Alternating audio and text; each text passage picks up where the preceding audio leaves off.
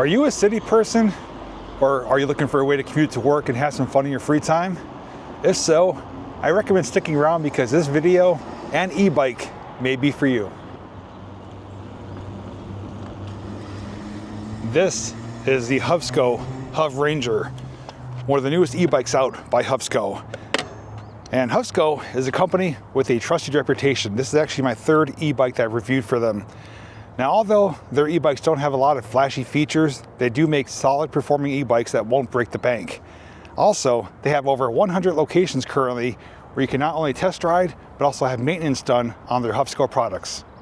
Before we take it for a test ride, let's talk about some of the specs and features of the HovRanger. Powering the HovRanger is a removable 48 volt, 15 amp hour battery. You could take it out to charge it or charge it while it's in the bike, which powers a rear 500 watt motor that does peak out at up to 970 watts. Stopping power is hydraulic disc brakes. This does ride on large 27.5 by 2 1/4 inch tires. Has a max speed of 28 miles per hour while pedaling and a max speed of 20 miles per hour on throttle only.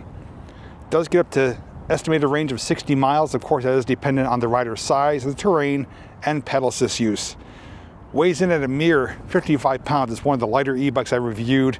Really easy to pick up and maneuver, but it does have a payload capacity of 300 pounds. And the best feature, this has a torque sensor. But there's more to talk about, so come on over. Starting off with the grips, we actually have really nice, comfortable grips. They're almost a combination of silicone and rubber. They're textured, they're soft and pliable, and offer a lot of grip and support so your hands won't get stiff or sore after a long day of riding. Next to that is your left-hand thumb throttle. Then you have your 4-button control module. So yeah, plus and minus for your pedal assist. It has 5 pedal assist modes, with 5 being the maximum, 1 being the lowest, minimum. Dedicated headlight button, and your power mode button. So to power it on, you just long press that. And in daylight, it is a little bit difficult to see. I can't see it. Now on camera, it looks like it's flickering. That doesn't do that in real life. That's just the frame rate and the megahertz that it's filming in. But this doesn't flicker. It is a solid, steady display. But it does have your battery indicator right there. You have your pedal assist 1 through 5 miles per hour. And you can toggle between trip and odometer. Right hand side is your 7-speed Shimano gear system. And as we come around to the front here, there is your headlight. It is on the smaller side. It's pretty standard for their e-bikes. It's small, but it does work as a headlight. Not the greatest, but it's better than nothing. Coming down below that is your front fork suspension. You can lock it out if you wish to. And you also have a quick release front wheel. So if you need to put this in the back of your car or in your trunk, just fold that down, unscrew it, and this front wheel pops off in about 30 seconds. You don't need any tools at all. So here is the frame where the battery does sit. I do wish they would make it on the top side to help better protect the battery, but that would also eliminate this, which is the option to put a bottle holder there. But your key does go there, and if you wish to charge it, the charging port is right down there. So again, you can charge it while it's in the bike, but you can also just pop it out and charge it wherever you wish to. Coming around to the back, we do have not a tail light per se, but it is a tail light, but it's battery powered. So it's independently operated from the headlight. So all you do is just press the button, turn it on. It is better than nothing. And the seat, I will say, is a bit disappointing. It is uncomfortable for longer rides. If you're riding more than 15-20 minutes, at least for me, it does get a little bit uncomfortable. So I'd give the seat I would say a 2.5 out of 5 rating. I've had worse, but I've had much better. It's just not really thick and just doesn't provide a lot of support and comfort. So the seat, I think, would be needed to be upgraded. Other than that, though, it's a pretty basic bike. Not a whole lot going on with it. Like I said, not a lot of flashy features, but it's a solid, reliable, performing e-bike, as are all their e-bikes.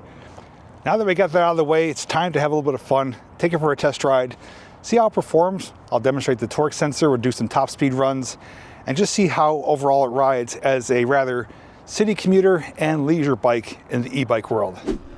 Now, as explained, this does have a torque sensor, and I've explained and demonstrated on other e-bikes. torque sensor basically works in conjunction with your pedaling power. So on a cadence sensor bike, it senses the motion of the pedals and it starts giving you full power of the motor depending on which pedal assist mode you're in.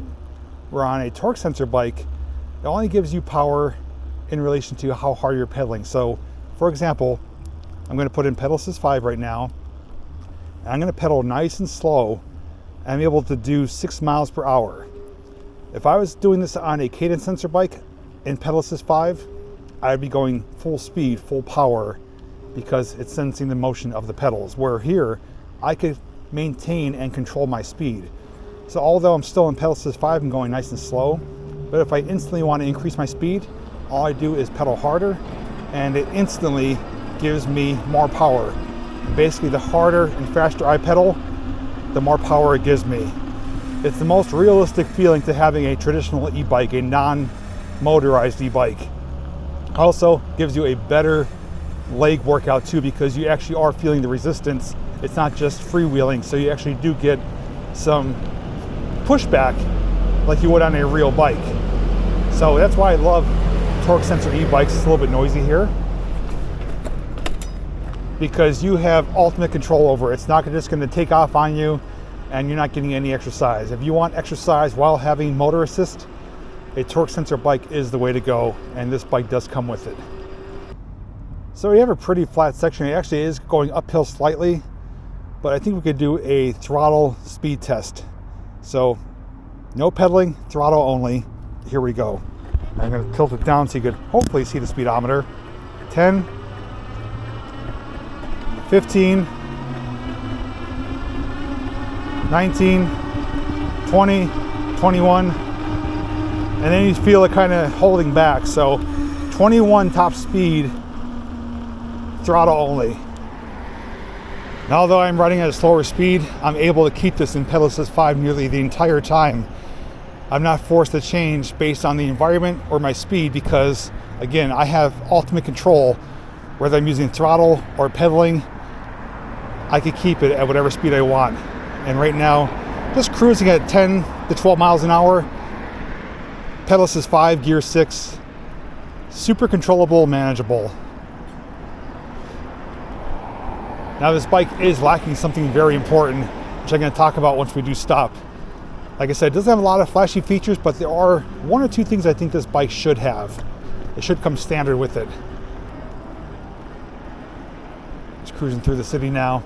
Now, in case you're curious about seating position, well, based on the style of this e-bike, it is more of an aggressive style seating position where you are leaning forward and you are putting a lot of weight on your hands and the wrists. So if you are someone who has issues with your hands or wrists, well, you may want to reconsider this styling of e-bike. You are definitely leaning forward, more closer to the seating position of a mountain bike. So that's just something to keep in mind. With that being said though, the grips, as I mentioned, are nice and comfortable and soft. So although I'm leaning forward, putting a lot of pressure on my hands, the grips are doing their job to kind of help cradle and support them. As far as balancing goes, the bike is perfectly balanced. I mean, I'm hands-free right now. Since it only weighs 55 pounds, I mean, this thing is a breeze to maneuver. Another thing to keep in mind too is that these tires are pretty narrow. They're 2 1/4 inch wide. So you're going to be limited as to what type of surface you can ride on. Obviously, street and sidewalk, not an issue. And a really packed down trail, not an issue. But if you're going through sand, loose dirt, loose stone, it is going to struggle. So that's something to keep in mind. But again, this is definitely intended for a city rider, city commuter, and doing some light trail riding.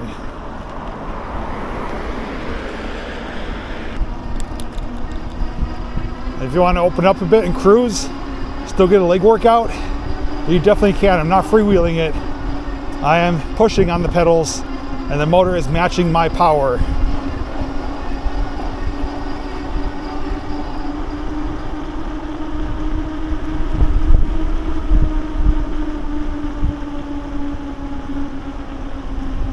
It's a great day for a ride too.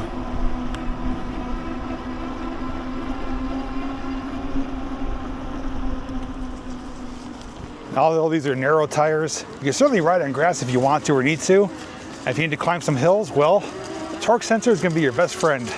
The harder you pedal, the more power you get. Climb hills, no problem at all. I'm going to do a brake check as well. Get up to 20 miles an hour. Right there. Pretty good stopping power.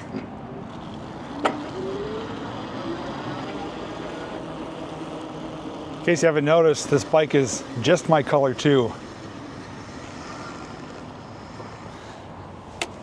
Well, if you couldn't tell, I'm definitely happy with how it performed, but there are a couple things I do want to talk about. One of them being really important, and I wish they would change this with their Hovsco bikes. If you've noticed while I'm riding, I'm not able to get anyone's attention. I'm coming up behind them, other than me verbally saying, behind you, on your left, on your right. This doesn't come with a bell or horn. And it's not just this bike, it's the other e-bikes through Hovsco that I've reviewed as well. This is my third bike. This is the third one in a row with no bell or horn. A lot of bikes do come with electronic horn or just a mechanical bell. For whatever reason, they don't have them on here. I am classifying this as a city commuter and a leisure bike. I think this is necessary to have a bell.